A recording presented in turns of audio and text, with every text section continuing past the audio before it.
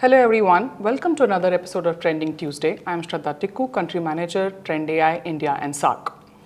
Telecom networks are no longer about switches and towers. They are now cloud native, they are software defined, and they are increasingly also adopting AI.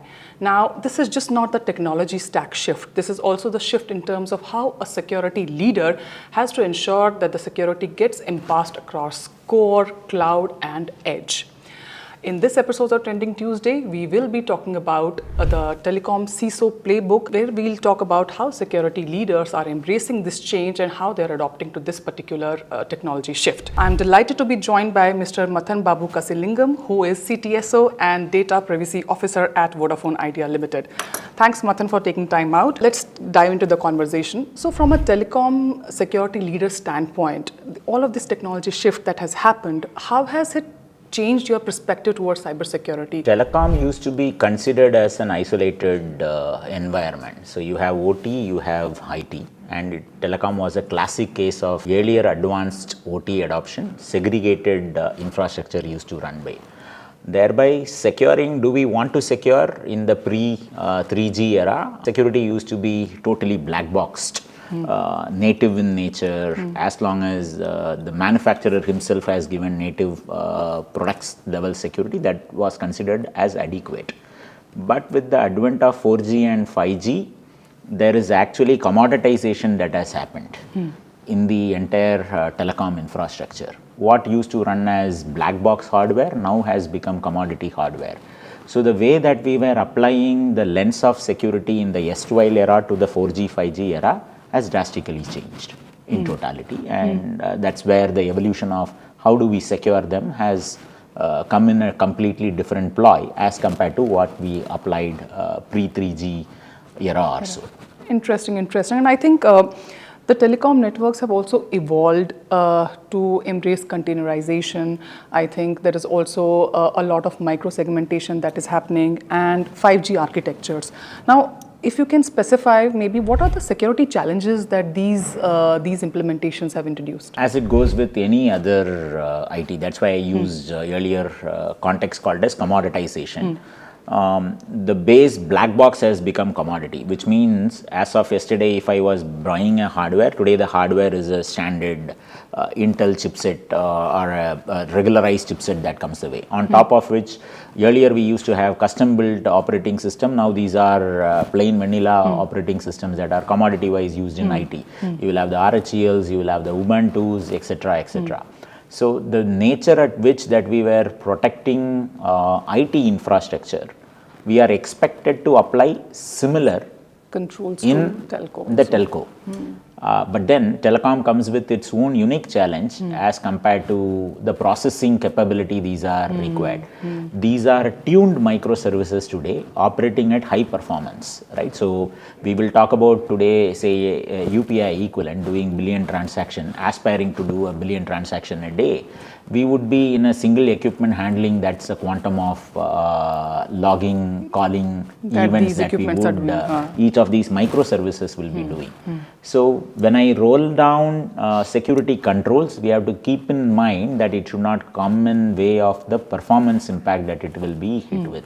So although commodity in nature, but then it has to be applied with unique lens to not hamper the application performance that comes our way. That's a unique challenge that we are faced with in the telecom security side today. Of course. I think the context becomes very important here. So of course, if it's a containerized environment, you put security which is purpose-built for containerized environment, but at the same time, it has to ensure that the business uptime is not hampered. So the security has to play a balancing game here. Yeah, what I apply in the regular container, when I apply it over here, there is enough amount of refinement that has to be done. So it's not what I did over in IT can be seamlessly applied here. Although the tech could be similar in nature, the ability and the way that we have to do has to be refined multitudes. Okay, interesting. Now that brings me to another question. The workloads, they are spread across multitude of environments. So we have private cloud, we have public cloud, you have core networks, you have edge. All of these workloads are spread across. Now as a security leader, I'm sure you would want to have the unified visibility of the assets that are distributed across this wide variety of the environment. So how do you A, get the visibility, unified visibility, and then B, how do you ensure that the risk associated with each of these is kind of taken care of? I think visibility is where the crux of security begins with visibility. We say we can only secure as much as you can see, which is visible. However, if you ask any enterprise leader, visibility is the most important challenge. You don't get to see everything you want to see. Telco poses a very unique challenge that the components that are involved in making your communication work are millions in nature. Right? So, to substantially make this infrastructure available, the quantum of devices are humongous in nature. So, it's practically impossible for us to acquire seamless visibility. That's the first problem that we have to acknowledge.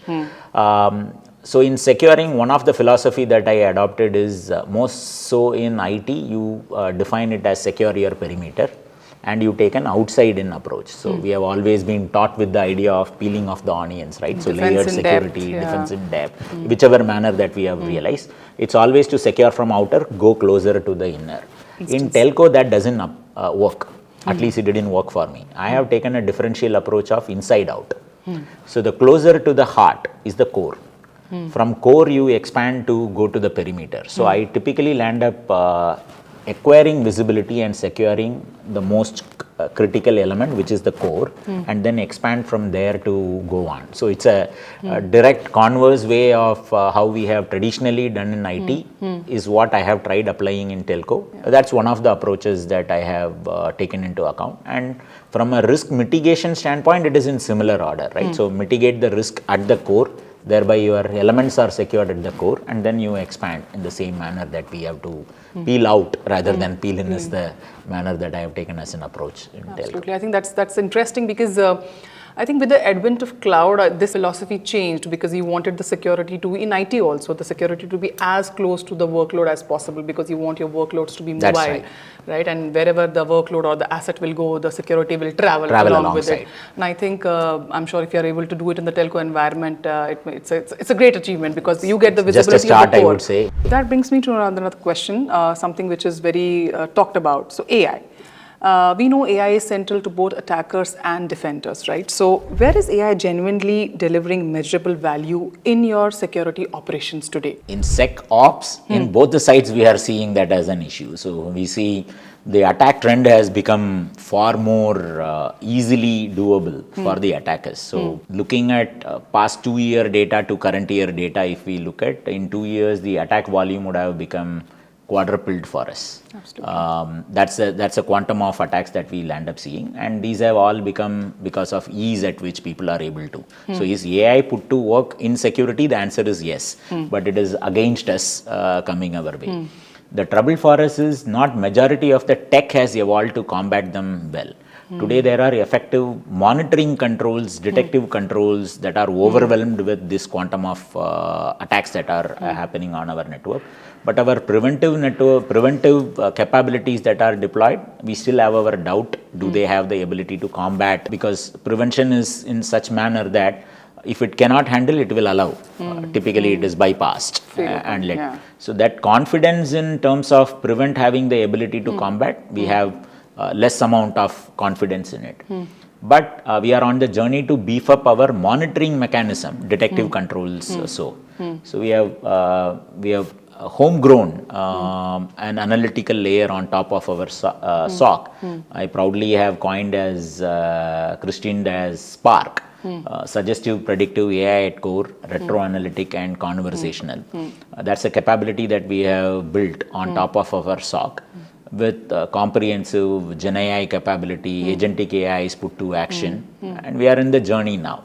So from a maturity of the SOC perspective, from totally manual to a semi-automated, today I proudly call my SOC have refined to the tune of closer to autonomous. SOC in nature, and we are looking at getting it more so becoming totally autonomous.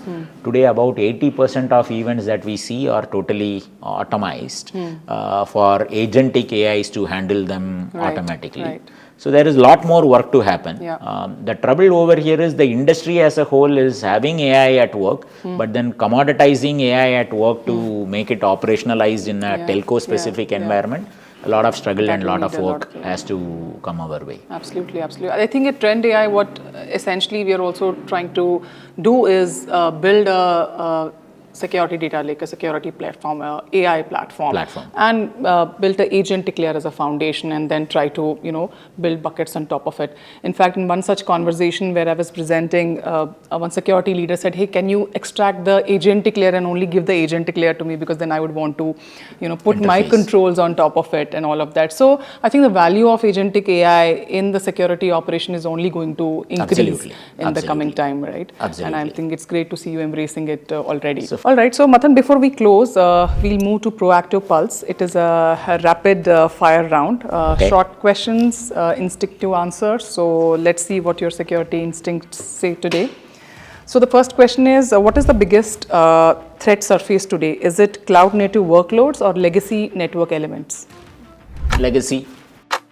What is the biggest operational risk? Is it misconfigured cloud workloads or is it unmanaged third-party access? Misconfigured workloads. And what is tough to control? Is it identity sprawl or configuration drift? Identity. What is your SOC priority for the next 12 months? Is it AI-driven automation or deeper risk context across your tools? Here I would choose both, because both are almost sounding equally important to me. While I would still give context slightly higher penetration from a relevance standpoint, but without AI-driven automation, today the SOC will die, as narrated in the previous call. So both I would give similar weightage, but slight edge more to the context. All right. Thank you so much, Mathan, for all of these insightful answers. I'm sure our audience have benefited from all these answers. Thank you for taking time out. Thank you, everyone, for watching us. Pleasure. Thank you so much.